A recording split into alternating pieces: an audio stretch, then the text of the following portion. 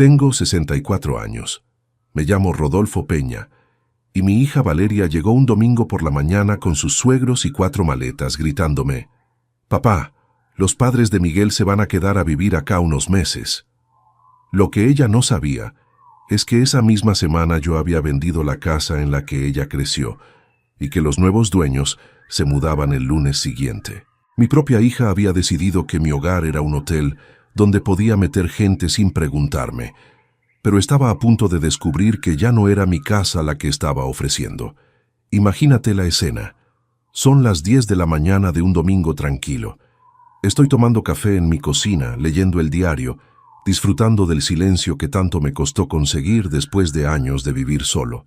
De repente escucho el portón de entrada, voces, maletas arrastrándose por el piso, y mi hija entra como si fuera dueña del lugar.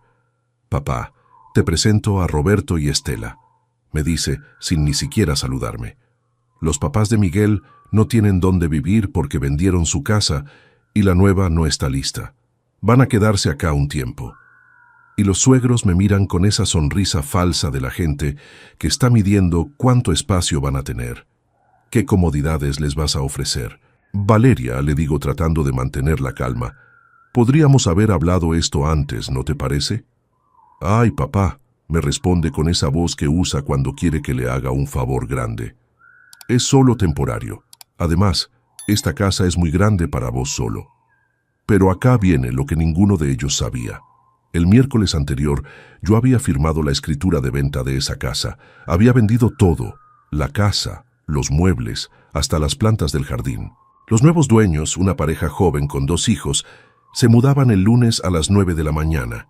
Y yo, el lunes a las 12, me iba a mi departamento nuevo en el centro de la ciudad. Escucha esta historia hasta el final y decime si hice bien o mal. También contame desde qué ciudad me estás escuchando, porque lo que te voy a contar te va a cambiar la forma de pensar sobre los límites familiares. Para que entiendas por qué llegamos a esa situación tan absurda, tengo que contarte cómo era mi relación con Valeria antes de que ella se casara y me empezara a tratar como si fuera un empleado de la familia en lugar de su padre. Valeria es mi única hija. Su madre, Susana, murió cuando Valeria tenía 18 años en un accidente de tránsito. Fue un golpe terrible para los dos. Valeria estaba empezando la universidad. Yo tenía 45 años y de repente me quedé solo criando a una adolescente que acababa de perder a su mamá. El accidente pasó un viernes por la noche. Susana volvía de una reunión de padres en el colegio de Valeria cuando un borracho se pasó un semáforo en rojo y la chocó de costado. Murió en el acto. Yo estaba en casa esperándola con la cena preparada, preocupándome porque se hacía tarde. La llamada de la policía llegó a las 11 de la noche. «Señor Peña, necesitamos que venga al hospital». Cuando llegué y vi el auto destrozado, entendí que mi vida había cambiado para siempre. Valeria estaba en casa estudiando para un examen cuando llegué con la noticia. Nunca voy a olvidar su grito cuando le dije que su mamá había muerto. Se desplomó en el piso del living y lloró durante horas sin parar. Los primeros meses después del funeral fueron un infierno. Valeria se había deprimido tanto que no quería ir a la universidad. No comía, no hablaba. Se quedaba encerrada en su cuarto mirando fotos de su mamá. «Papá», me decía llorando, «¿por qué se tuvo que morir mamá? ¿Por qué nosotros?». Y yo no sabía qué responder porque me hacía la misma pregunta todos los días. Tuve que aprender a cocinar platos que no fueran solo milanesas y fideos. Tuve que entender cómo funcionaba la lavadora, cómo planchar la ropa, cómo organizar una casa. Susana había manejado todo eso durante 20 años y yo había sido solo el que trabajaba y traía la plata a casa. Pero lo más difícil era lidiar con el dolor de Valeria. Había perdido a su mamá en el momento más importante de su vida, cuando empezaba la universidad, cuando más necesitaba consejos de mujer. «Papá», me preguntaba cuando tenía 19 años y empezó a salir con chicos, «¿cómo hago para saber si un muchacho me quiere de verdad?». Eran preguntas que debía haber resuelto con su mamá, pero tenía que resolverlas conmigo. Yo hacía lo que podía. Trataba de darle consejos, pero sabía que no era lo mismo. Un papá nunca va a entender ciertas cosas como las entiende una madre. Durante los años de universidad, Valeria y yo nos hicimos muy unidos. Éramos como socios en una empresa difícil que era nuestra familia rota. Ella estudiaba psicología con una beca de excelencia académica. Yo trabajaba horas extras para pagar lo que la beca no cubría. Las noches de estudio eran nuestro momento especial. Valeria se sentaba en la mesa del comedor con sus libros. Yo la acompañaba leyendo el diario o viendo televisión con volumen bajo para no molestarla. «Papá», me decía cuando se trababa con algún concepto difícil, «¿vos entendés esto de la psicología cognitiva?» Y yo, que había terminado apenas el secundario, trataba de ayudarla como podía. Los primeros años fueron duros. Valeria estudiaba psicología, yo trabajaba en una empresa de seguros. Nos las arreglábamos como podíamos. Yo cocinaba, ella limpiaba. Yo la llevaba a la universidad. Ella me ayudaba con las cuentas de la casa. Éramos un equipo. Cuando Valeria cumplió 21 años, le hice una fiesta sorpresa en casa. Invité a sus compañeras de la universidad, a los pocos familiares que nos quedaban, a mis compañeros de trabajo que la habían visto crecer. «Papá», me dijo esa noche mientras bailábamos un vals en el patio, «gracias por ser papá y mamá al mismo tiempo. Sé que no fue fácil». «Lo hice con gusto», le respondí. «Sos lo único que me queda de tu mamá y lo más importante de mi vida». En esa época pensaba que éramos inseparables, que la tragedia de perder a Susana nos había unido para siempre, que Valeria siempre iba a valorar lo que habíamos pasado juntos. «Papá», me decía Valeria cuando tenía 20 años, «cuando me reciba, voy a ayudarte con todos los gastos de la casa. Vamos a ser socios». Y yo le creía. Pensaba que íbamos a envejecer juntos, que ella se iba a quedar cerca, que íbamos a ser una familia unida para siempre. Los fines de semana, cuando sus compañeras de la universidad salían de joda, Valeria se quedaba conmigo viendo películas o cocinando algo rico. «Papá, prefiero estar acá con vos que en un boliche lleno de pendejos», me decía.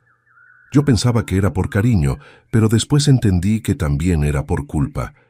Valeria se sentía responsable de cuidarme porque había visto cuánto había sufrido cuando murió su mamá. Valeria se recibió de psicóloga a los 24 años. Hice una fiesta hermosa en casa. Invité a todos nuestros amigos. Estaba orgullosísimo de mi hija profesional. Ahora sí, pensé, va a empezar una nueva etapa de nuestras vidas. Pero las cosas empezaron a cambiar cuando Valeria conoció a Miguel.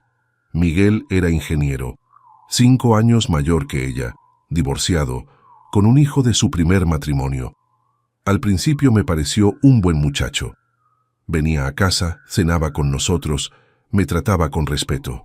Pero de a poco empecé a notar que Miguel tenía ideas muy claras sobre cómo debían ser las cosas. «Valeria necesita independizarse», me decía. «Es importante que tenga su propio espacio». No era una sugerencia, era una declaración. Cuando Valeria se mudó a vivir con Miguel hace 5 años, yo pensé que era natural. Los jóvenes necesitan su espacio, su intimidad. «Papá», me dijo cuando se llevó sus cosas, «no te preocupes, te voy a venir a ver seguido. Esta siempre va a ser mi casa». Pero las visitas se empezaron a espaciar. Al principio venía una vez por semana, después cada 2 semanas, después una vez por mes. Y cuando venía, era con Miguel, apurada, siempre con alguna excusa para irse rápido. «¿Cómo está la casa, papá?», me preguntaba. Pero mientras hablaba ya estaba mirando el reloj, calculando cuánto tiempo más tenía que quedarse para cumplir con la visita filial. Hace 3 años Valeria se casó con Miguel. Yo pagué la mitad de la fiesta, porque quería que mi hija tuviera el casamiento que se merecía. Fue una boda linda, elegante, cara. Miguel puso la otra mitad, pero después me enteré de que había usado el dinero de la venta de su departamento de soltero. Después de la boda, las visitas se redujeron aún más. «Papá», me explicaba Valeria, «ahora tengo que cuidar a Tomás, el hijo de Miguel de su primer matrimonio. La casa, el trabajo, el nene, no me da el tiempo para venir seguido. Tomás tiene ahora 12 años. Es un buen chico, pero Miguel le había llenado la cabeza con ideas sobre que yo era el abuelo postizo, no su abuelo real. Cuando venían de visita, Tomás me saludaba educadamente, pero se notaba que había una distancia impuesta, como si Miguel le hubiera explicado que yo era familia de segunda categoría. Las llamadas telefónicas también se volvieron raras. Antes Valeria me llamaba 2 o 3 veces por semana solo para charlar. Después de casarse me llamaba una vez por semana, los domingos a la noche, como un trámite. «Hola papá, ¿cómo estás? ¿Todo bien por acá? Bueno, te dejo que tengo que hacer cosas». 5 minutos de conversación. Ni preguntas sobre mi salud, ni interés por mis actividades, ni ganas de contarme de su vida. Solo el mínimo contacto necesario para no sentirse culpable de abandonar completamente al papá. El cambio más grande vino hace 2 años, cuando empezaron los problemas económicos. Miguel había perdido el trabajo en la empresa donde era ingeniero y Valeria no conseguía suficientes pacientes en su consultorio privado. De repente, mi casa se volvió interesante para ellos otra vez. «Papá», me dijo Valeria una tarde cuando vinieron de visita, «Miguel está sin trabajo hace 3 meses. ¿Te molestaría si nos quedamos acá unos días mientras se acomoda todo?» Al principio pensé que eran realmente unos días, pero los días se convirtieron en semanas, las semanas en meses. Valeria y Miguel instalaron su dormitorio en el cuarto que había sido de ella cuando era soltera, y Tomás se apropió del cuarto de huéspedes. Mi casa se transformó. Ya no podía caminar en calzoncillos por mi propio hogar. Ya no podía mirar televisión tranquilo porque Miguel quería ver deportes. Ya no podía cocinar cuando tenía ganas porque Valeria necesitaba la cocina para preparar la comida de Tomás. El primer mes pensé que era cuestión de adaptarse. «Son cambios temporarios», me decía. «Cuando Miguel consiga trabajo, todo va a volver a la normalidad». Pero la normalidad nunca volvió. En cambio, cada día que pasaba, me sentía más extraño en mi propia casa. Las rutinas cambiaron completamente. Antes me levantaba a las 7, desayunaba tranquilo leyendo el diario. Después hacía las tareas de la casa a mi ritmo. Ahora tenía que esperar a que se levantara Miguel, que usaba el baño durante 1 hora, para poder ducharme. «Papá», me decía Valeria cuando yo me quejaba, «banca un poco. Miguel está muy estresado por el tema del trabajo. Necesita tiempo para relajarse». Tiempo para relajarse. El tipo estaba desocupado. Dormía hasta las 10 de la mañana. Se quedaba en pijama hasta después del almuerzo. Y yo tenía que adaptar mis horarios a su comodidad. La cocina se había vuelto territorio de Valeria. Había reorganizado todos mis utensilios. Había puesto cosas nuevas donde antes estaban las mías. Había establecido horarios para cocinar que nunca me consultó. «Papá», me explicaba, «es más práctico si cocino yo para todos. Así no perdemos tiempo con cada uno haciendo su comida por separado». Pero la comida que hacía Valeria era para su familia, no para mí. Comida dietética porque Miguel tenía que cuidar el colesterol, sin sal porque Tomás era alérgico, sin condimentos porque a Valeria no le gustaban. Mi comida favorita, el asado de los domingos que hacía desde que murió Susana, desapareció. «Papá, la carne roja no es buena para tu edad», me decía Miguel como si fuera mi médico. El living también cambió. Miguel había traído su sillón favorito y lo había puesto en el lugar donde siempre me sentaba yo. Cuando yo llegaba a ver televisión, él ya estaba ahí con el control remoto. «Rodolfo», me decía, «espero que no te moleste, pero estoy siguiendo una serie muy importante para mi búsqueda laboral». Siempre tenía excusas para justificar por qué él tenía prioridad sobre la televisión en mi propia casa. Tomás, el hijo de Miguel, había convertido el cuarto de huéspedes en su reino personal. Videojuegos, música fuerte, desorden total. Cuando yo necesitaba usar ese cuarto para guardar algo, tenía que pedirle permiso al nene. «Abuelo», me decía Tomás, pero se notaba que lo hacía porque Valeria se lo había enseñado, no porque me sintiera realmente como su abuelo. «¿Podés tocar antes de entrar? Estoy haciendo la tarea». Las cuentas de servicios se dispararon de una manera increíble. La electricidad se triplicó con todos los electrodomésticos nuevos que habían traído. El agua se duplicó con 3 duchas por día en lugar de 1. El gas se fue a las nubes con la calefacción prendida todo el día porque Miguel sentía frío. Pero cuando llegaban las facturas, nadie hacía comentarios sobre dividir los gastos. Miguel las miraba como si fueran algo que no tenía nada que ver con él. Valeria suspiraba como si fuera una carga pesada que alguien más tenía que resolver. «Papá», me dijo Valeria cuando las cuentas del invierno llegaron especialmente altas, ¿no pensaste en cambiar a gas envasado? Capaz es más barato, como si el problema fuera mi falta de administración, no que había 3 personas extras viviendo gratis. Las compras del supermercado también se volvieron un tema.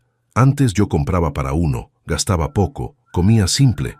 Ahora tenía que comprar para 4, incluida la comida especial para Tomás, los productos caros que usaba Miguel, los suplementos dietéticos de Valeria. Miguel me acompañaba al supermercado, pero nunca sacaba la billetera. Ponía cosas caras en el charro. Yogures importados, quesos especiales, vinos buenos, como si estuviera en su casa y yo fuera el proveedor automático. «Rodolfo, prueba este jamón», me sugería. «Es buenísimo para hacer sándwiches». Pero cuando llegábamos a la caja y había que pagar, él se hacía el distraído mirando las revistas. «Papá», me dijo Valeria cuando el gasto mensual del supermercado se duplicó, «no sabía que comer en familia era tan caro. Pero es lindo, ¿no? Como cuando yo era chica y mamá cocinaba para todos. La diferencia era que cuando ella era chica, yo era el que trabajaba y mantenía la familia. Ahora yo era un jubilado manteniendo a una familia de adultos que deberían ser independientes». Después de 6 meses de convivencia forzada, Miguel consiguió un trabajo nuevo, pero con un sueldo menor al que tenía antes. «Papá», me explicó Valeria, «todavía no podemos alquilar. El sueldo de Miguel no nos alcanza para un alquiler decente. ¿Podríamos quedarnos un poquito más?» Un poquito más se convirtió en un año entero, y durante ese año, mi casa dejó de ser mi casa para convertirse en la casa familiar donde yo era tolerado como el abuelo que no podía vivir solo. Miguel había empezado a hacer modificaciones sin preguntarme.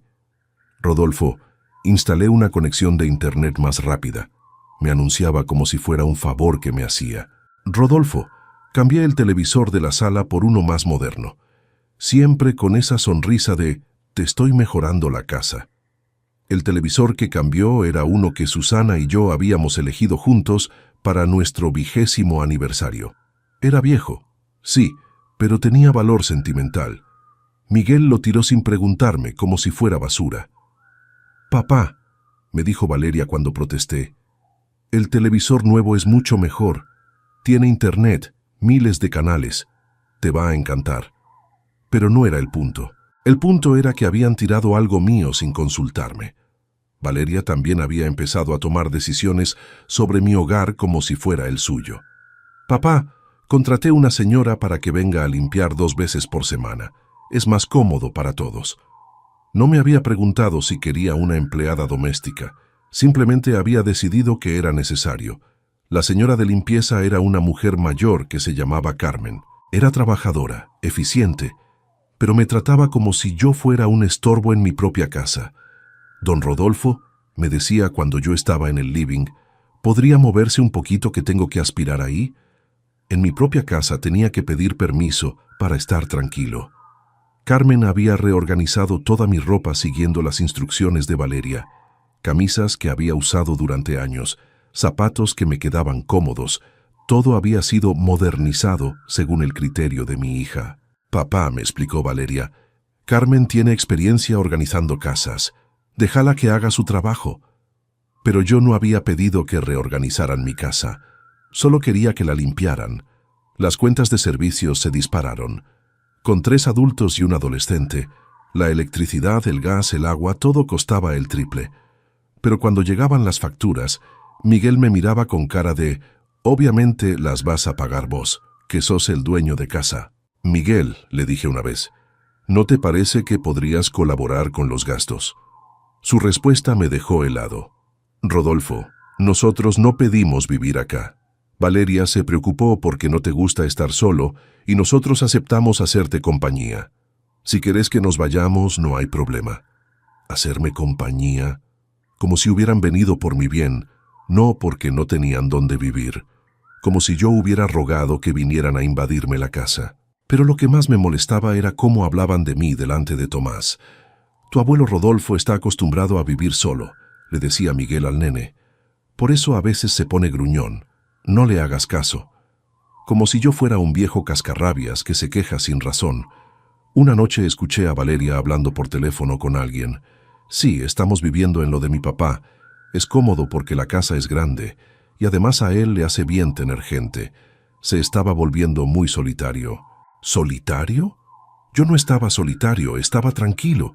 Había aprendido a disfrutar de mi paz después de 40 años de responsabilidades. Pero para Valeria, un hombre que disfrutaba de su soledad era automáticamente un problema que había que resolver. El colmo llegó hace 6 meses, cuando Miguel me anunció que sus padres también iban a venir a quedarse un tiempito.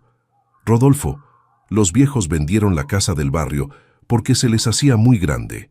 Mientras buscan algo más chico, ¿te molesta si se quedan acá?» «¿Me molesta?», le pregunté. «Miguel, esta es mi casa. No es un hotel. No pueden seguir llegando personas sin consultarme». «Pero papá», intervino Valeria, «son los abuelos de Tomás. Familia. Además, vas a ver que son muy tranquilos. No van a molestar». «No van a molestar». En una casa que ya estaba ocupada por 3 personas que no habían pagado ni un peso de alquiler durante 2 años. Ahí fue cuando tomé la decisión más importante de los últimos años.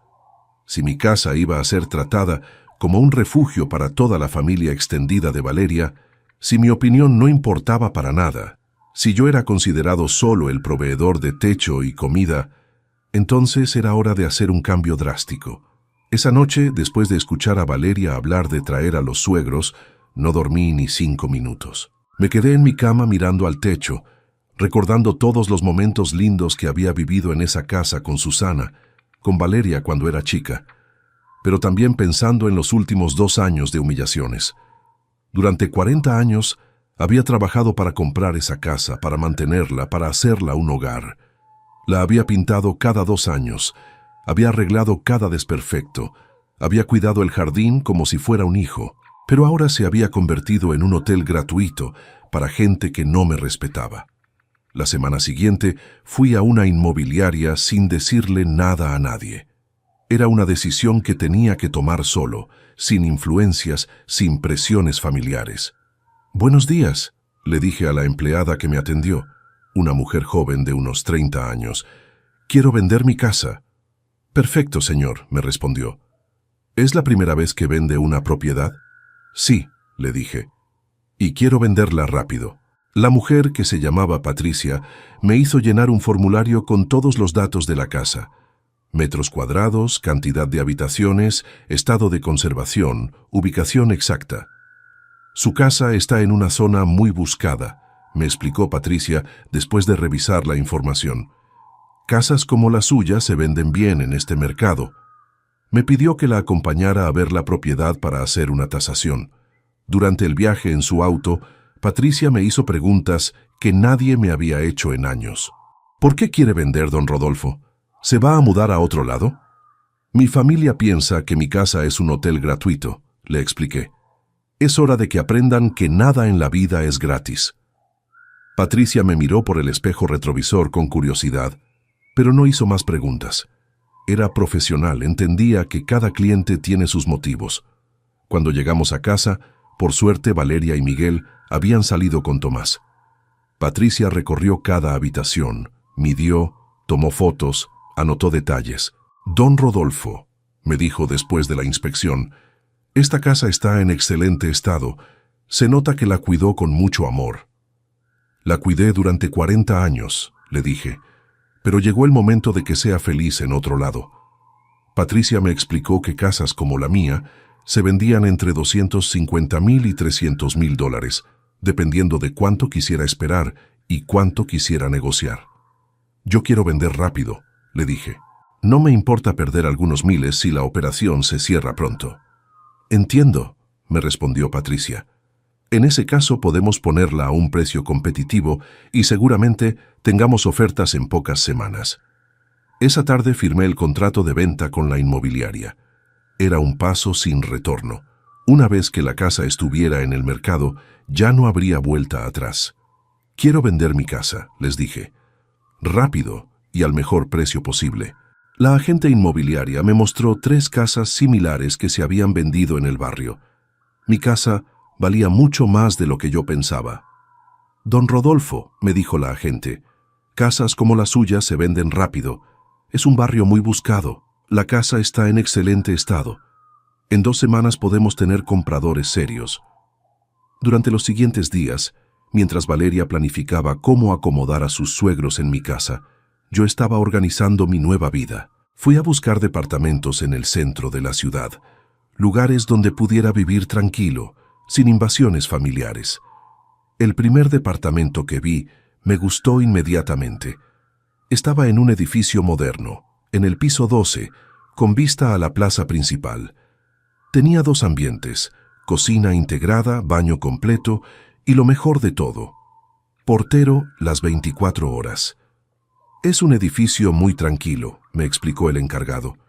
Vive gente mayor, profesionales jubilados, gente que valora la paz. El departamento costaba exactamente la mitad de lo que iba a recibir por mi casa. Me sobrarían $150,000 para vivir cómodamente durante años. Lo alquilo, le dije al encargado, pero necesito mudarse la semana que viene. No hay problema, me respondió. Con el depósito y el primer mes pagados puede venir cuando guste. No le dije nada a Valeria, no le dije nada a Miguel, no le comenté nada a nadie. Durante 3 semanas, mientras ellos planificaban que vinieran los suegros, yo estaba vendiendo la casa donde pensaban instalarse. Los primeros compradores que vinieron a ver la casa se enamoraron inmediatamente. Era una pareja joven, profesionales, con 2 hijos pequeños. Juan era arquitecto, María era maestra. Tenían exactamente la edad que tenían Susana y yo cuando compramos esa casa. Don Rodolfo, me dijeron después de recorrer toda la propiedad, esta casa es perfecta para nosotros. Se nota que la construyó con amor. La construí con amor, les respondí, pero llegó el momento de que otra familia la disfrute. Los chicos de 6 y 8 años corrieron por el jardín con una alegría que hacía años no se veía en mi casa. Se subieron al árbol donde Valeria había jugado de chica. Probaron el tobogán oxidado que yo había instalado cuando ella tenía 10 años. «Papá», le dijo el más chico a Juan, «¿acá va a ser nuestra casa nueva?»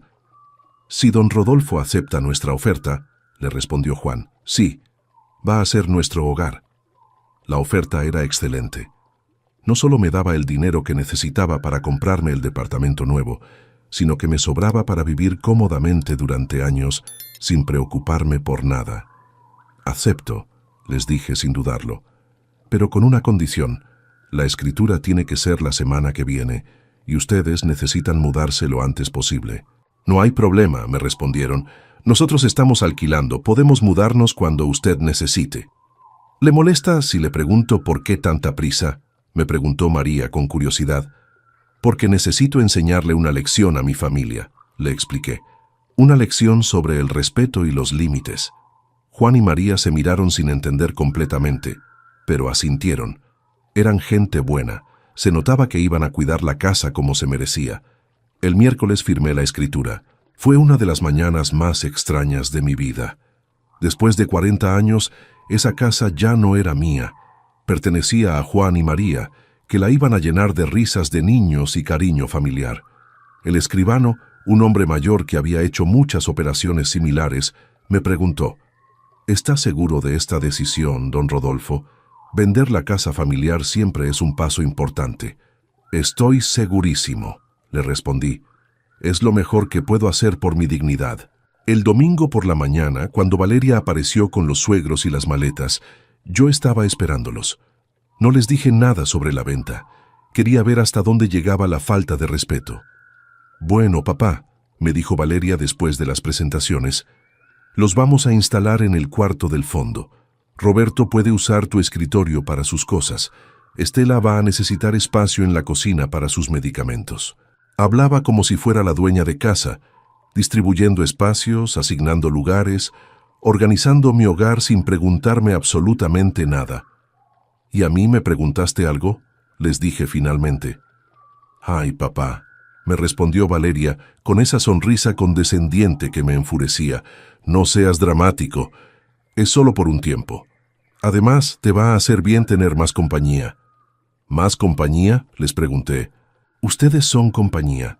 Hace 2 años que viven acá sin pagar ni un peso, sin colaborar con los gastos, tomando decisiones sobre mi casa como si fuera de ustedes. ¿Y ahora traen más gente? Miguel me miró con esa cara de superioridad que ponía cuando pensaba que yo estaba exagerando. Rodolfo, cálmate. Entendemos que te moleste un poco el cambio, pero son mis padres. Familia. ¿Familia?, les dije. ¿La familia que no paga alquiler? ¿La familia que usa mi casa como hotel gratuito? ¿La familia que trae invitados sin consultarme? Valeria empezó a ponerse nerviosa. Papá, ¿qué te pasa? Nunca te vi así. Estás muy alterado. Lo que me pasa, les dije, es que estoy cansado de que traten mi casa como si fuera de ustedes. Cansado de ser el proveedor silencioso que tiene que tolerar todo lo que decidan hacer.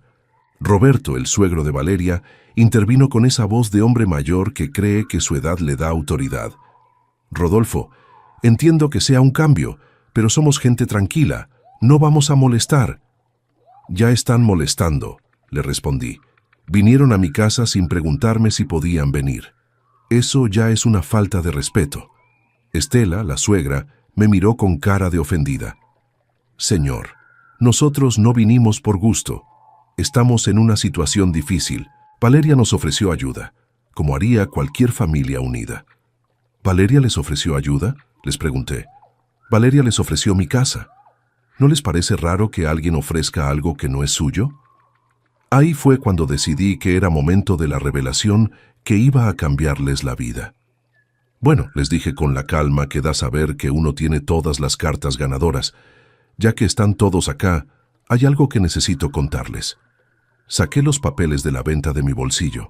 Papeles que había preparado especialmente para este momento. Esta casa ya no es mía, les anuncié. La vendí el miércoles pasado. Los nuevos dueños se mudan mañana lunes a las 9 de la mañana. Y yo me mudo a mi departamento nuevo el lunes al mediodía. El silencio que siguió fue ensordecedor. Miguel se quedó con la boca abierta. Valeria se puso blanca. Los suegros no entendían lo que estaba pasando. ¿Cómo que vendiste la casa?, preguntó Valeria con una voz que nunca le había escuchado. ¿Cuándo? ¿Por qué no nos dijiste nada? ¿Por qué iba a decirles nada?, les respondí. ¿Ustedes me dicen algo cuando toman decisiones sobre mi casa? ¿Me preguntaron antes de instalarse acá hace 2 años? ¿Me consultaron antes de traer a los suegros? Miguel tartamudeaba. Pero, ¿dónde vamos a vivir nosotros? Ese es su problema, les dije. Ustedes son adultos.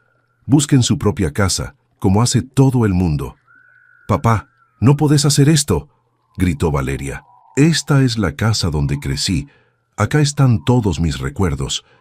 Los recuerdos te los llevas en la cabeza, le respondí. La casa era mía y tenía derecho a venderla cuando quisiera. Roberto, el suegro, trató de intervenir. Pero señor, ¿dónde nos vamos a quedar nosotros? Nosotros ya vendimos nuestra casa. Eso debieron pensarlo antes de venir sin avisar, le dije. La vida no es gratis. Si necesitan un lugar donde vivir, paguen un alquiler como todo el mundo. Estela se puso a llorar. Pero señor, nosotros somos gente grande. No tenemos trabajo. ¿Cómo vamos a pagar un alquiler? Señora, le dije, con el mismo dinero que iban a usar para vivir acá gratis. Si no tienen dinero para un alquiler, tal vez no debieron vender su casa. Valeria estaba cada vez más histérica. Papá, sos un monstruo. ¿Cómo nos podés hacer esto? Somos tu familia. ¿Familia?, le pregunté. ¿La familia que me usa como proveedor gratuito? ¿La familia que toma decisiones sobre mi vida sin consultarme? ¿La familia que trae invitados a mi casa sin preguntarme? Pero papá, nosotros te cuidamos, siguió gritando Valeria. Estuvimos acá acompañándote. ¿Me cuidaron?, me reí. Ustedes vinieron porque no tenían dónde vivir. Yo les di techo y comida gratis durante 2 años. ¿Quién cuidó a quién? Miguel trató de tomar control de la situación. Rodolfo, esto es una locura. ¿Cómo vas a dejar a tu hija en la calle? Yo no dejo a nadie en la calle, le respondí. Ustedes son adultos responsables. Busquen trabajo, ahorren dinero, alquilen una casa, como hice yo cuando tenía su edad. Pero los nuevos dueños llegan mañana, gritó Valeria. ¿Dónde nos vamos a ir tan rápido? A un hotel, les dije. O a lo de algún familiar. O busquen un alquiler temporario. Son ustedes los que tienen que resolver su problema de vivienda. Los suegros estaban en shock total. Roberto me miraba como si no pudiera creer lo que estaba pasando. Señor, usted está echando a su propia familia a la calle. Señor, le respondí, ustedes vinieron a mi casa sin permiso. Eso no es familia, eso es invasión. Estela siguió llorando. Pero nosotros no tenemos a dónde ir. Tenían que haber pensado en eso antes, les dije. ¿No les parece raro llegar a la casa de alguien sin avisar con las maletas hechas, esperando que los reciban? Valeria se sentó en el sillón y se puso a llorar. Papá, no puedo creer que seas tan cruel. ¿Qué te pasó? Antes eras bueno, generoso. Antes era tonto, le respondí. Dejaba que me usaran como un banco gratuito, pero me desperté. Entendí que el cariño no se demuestra abusando de la generosidad de otros. ¿Y ahora qué vamos a hacer?, preguntó Miguel con una voz derrotada. Lo que hubieran tenido que hacer desde el principio, les dije. Trabajar, ahorrar, alquilar, ser independientes en lugar de vivir colgados de un viejo. A las 8 de la noche, después de 3 horas de discusiones, gritos, súplicas y amenazas, finalmente se fueron. Valeria llorando, Miguel puteando, los suegros sin entender todavía qué había pasado. Se llevaron sus maletas y se fueron a buscar un hotel. Esa noche dormí en mi casa por última vez. Al día siguiente, a las 9 en punto, llegaron los nuevos dueños con el camión de mudanza. Era una pareja hermosa, con 2 nenes de 6 y 8 años que corrían por el jardín con una alegría que hacía años no se veía en esa casa. «Don Rodolfo», me dijo la señora, «muchísimas gracias por dejarnos la casa tan cuidada. Se nota que la amaba mucho». «La amé durante 20 años», le respondí. «Pero llegó el momento de que otra familia la disfrute. Cuídenla bien». A las 12 del mediodía un taxi me llevó a mi departamento nuevo. 2 ambientes, pero luminosos. Cocina pequeña, pero suficiente para una persona. Living con vista a la plaza. Tranquilidad total. Por primera vez en 2 años, pude caminar en calzoncillos por mi propio hogar. Pude mirar televisión sin que nadie me cambiara el canal. Pude cocinar a la hora que quise, lo que quise, sin que nadie me diera opiniones sobre qué era mejor para mi salud. Valeria me llamó esa noche llorando. «Papá, estamos en un hotel horrible. Los chicos están asustados. Miguel está furioso. Los suegros no paran de llorar. ¿Cómo pudiste hacernos esto?» «¿Cómo pude hacer qué?», le pregunté. ¿Vender mi propia casa? ¿Decidir sobre mi propia vida? ¿No tolerarles más abusos?» «Pero papá, somos tu familia», siguió llorando. «La familia se construye con respeto», le dije. «No con abuso. Ustedes me usaron durante 2 años como un proveedor gratuito, y ahora se quejan porque se terminó la joda. Papá, por favor», me suplicó, «ayúdanos a encontrar un lugar. No tenemos plata para un alquiler decente». «¿No tienen plata?», le pregunté. «¿Qué hicieron con toda la plata que no gastaron en alquiler durante 2 años? ¿Qué hicieron con el sueldo de Miguel? ¿En qué se gastaron todo lo que ahorraron viviendo gratis?» Silencio del otro lado. «Papá», me dijo finalmente, «nos gastamos todo. Pensábamos que podíamos seguir viviendo en tu casa para siempre». Para siempre. Esa era la palabra clave. Habían planeado ser mis parásitos permanentes. «Valeria», le dije, «ustedes son adultos. Yo no tengo la obligación de mantenerlos toda la vida. Busquen trabajo, ahorren, alquilen, como hace todo el mundo». Las llamadas siguieron durante una semana. Todos los días Valeria llorando, suplicando, pidiendo ayuda. Miguel amenazando con no dejarme ver a Tomás nunca más. Los suegros mandándome mensajes diciendo que era un viejo cruel que había destruido a una familia. Pero yo no cedí.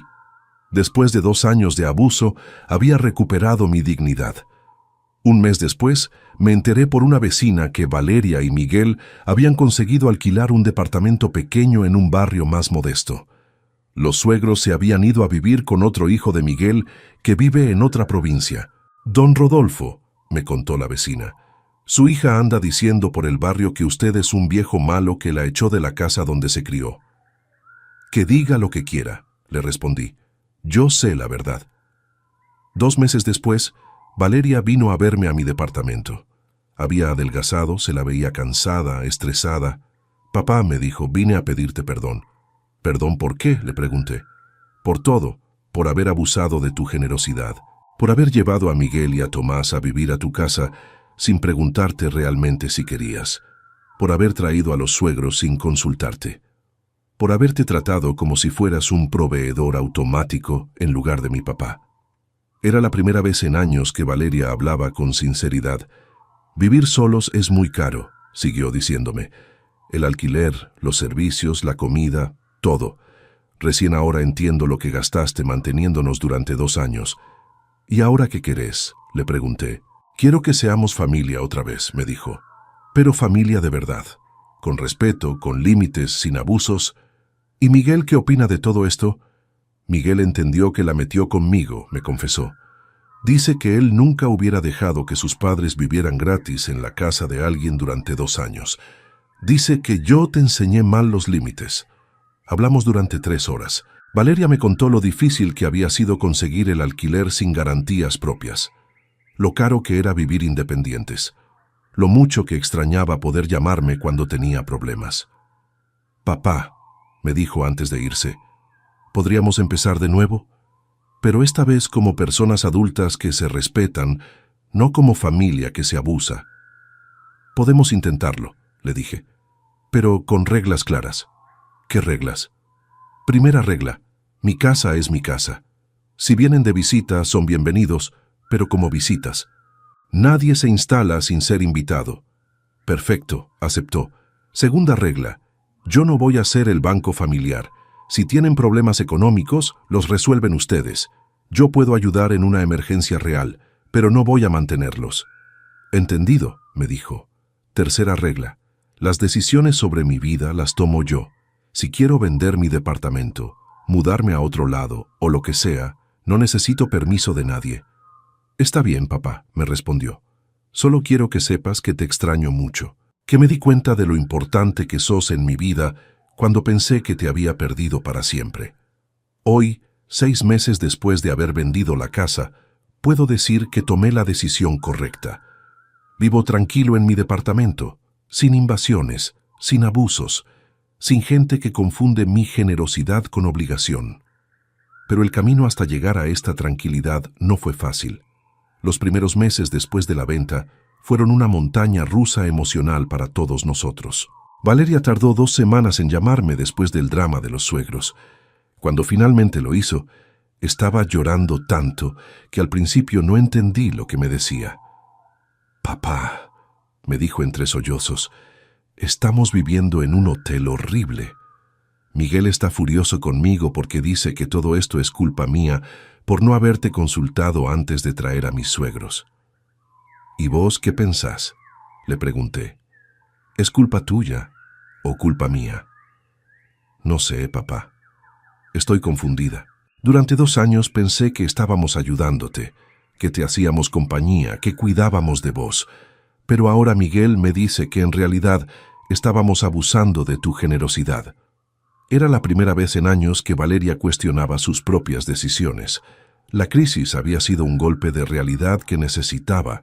«Valeria», le dije, «durante 2 años me usaron como proveedor gratuito de techo, comida y servicios.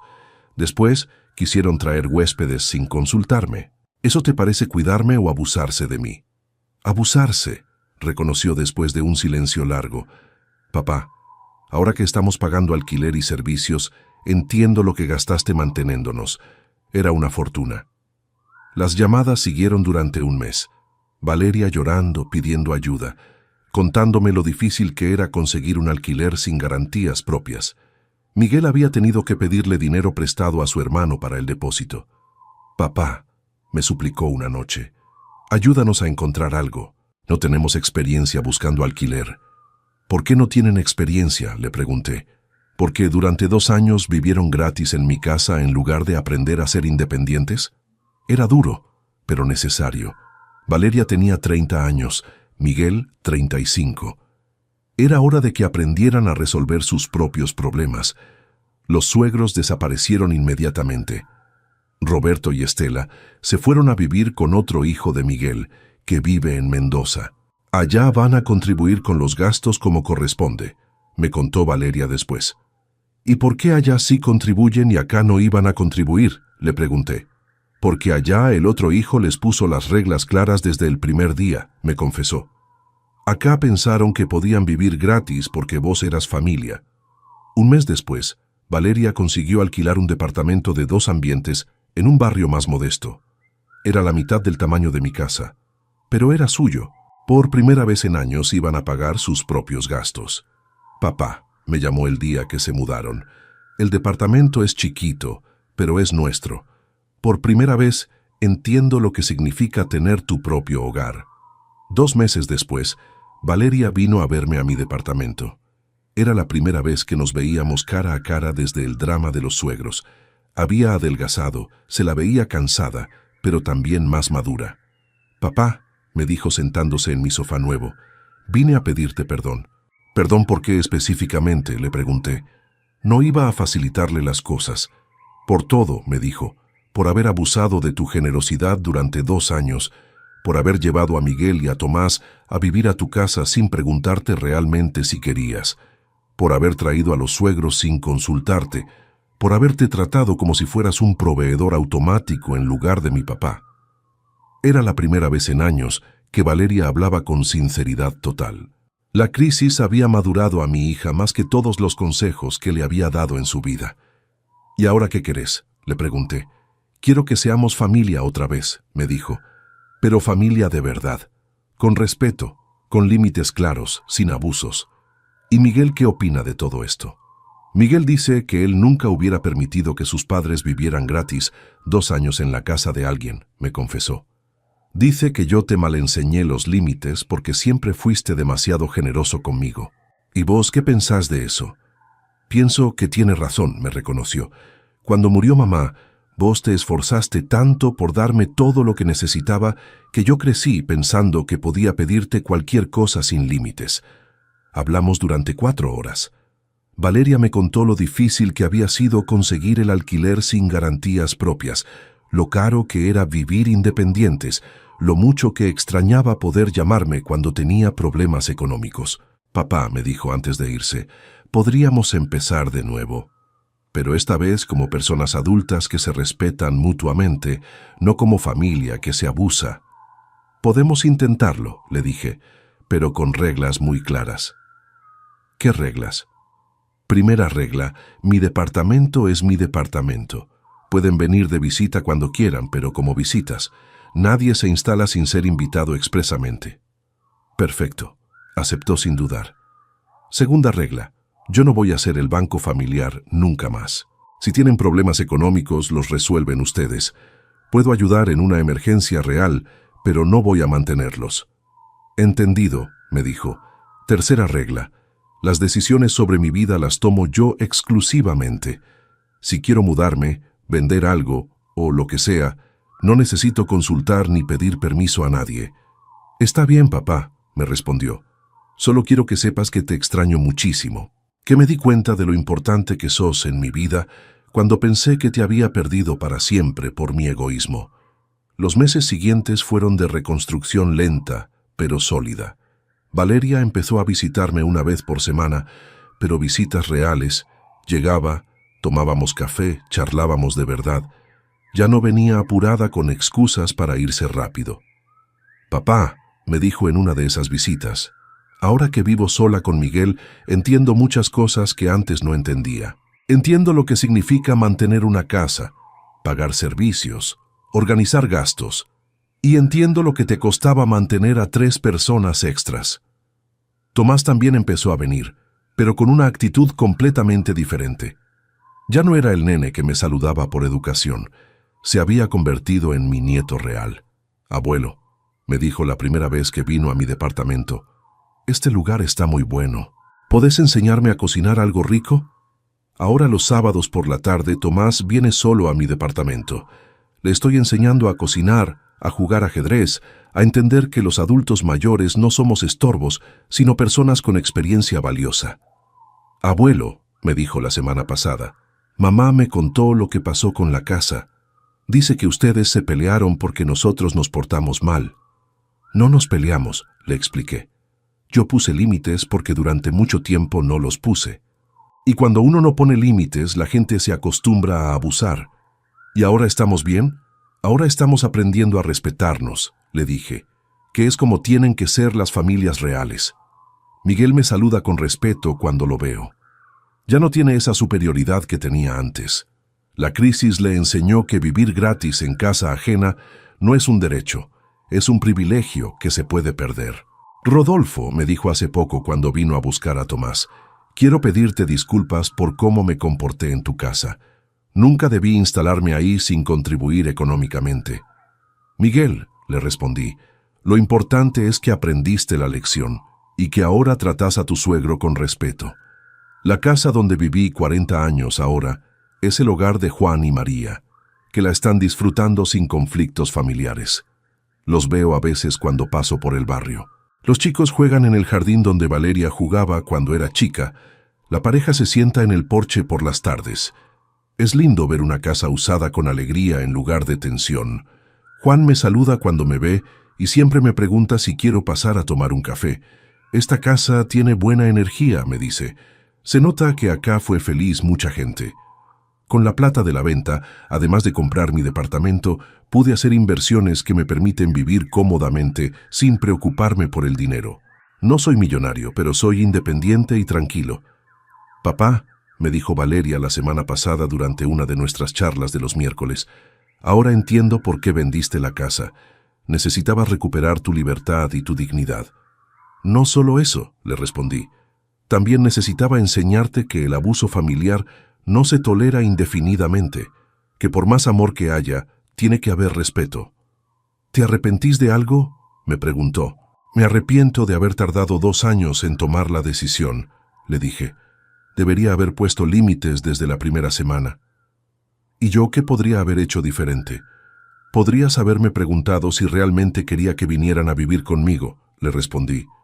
Podrías haber contribuido con los gastos.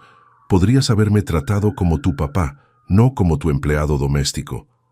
Valeria asintió pensativa. Papá, ¿sabes qué es lo que más me duele de todo esto? ¿Qué? Que durante 2 años tuve la oportunidad de disfrutar de mi papá todos los días, de conocerte mejor como persona adulta, de crear recuerdos lindos, pero en lugar de eso te traté como un proveedor de servicios. El pasado ya pasó, le dije. Lo importante es que ahora entendés la diferencia entre familia que se cuida y familia que se abusa. Hoy puedo decir que recuperé a mi hija, pero de una manera completamente nueva. Es una relación de adulto a adulto, basada en respeto mutuo y límites claros.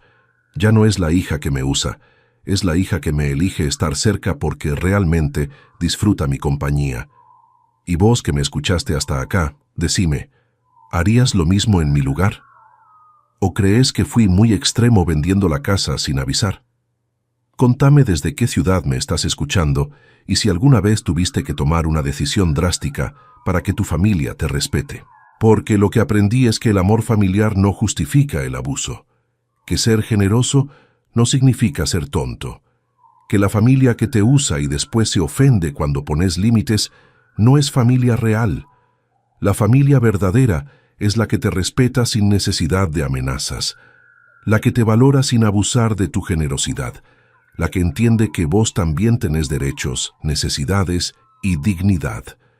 Y esa familia, finalmente, la recuperé. Pero primero tuve que vender una casa para demostrar que mi respeto no estaba en venta.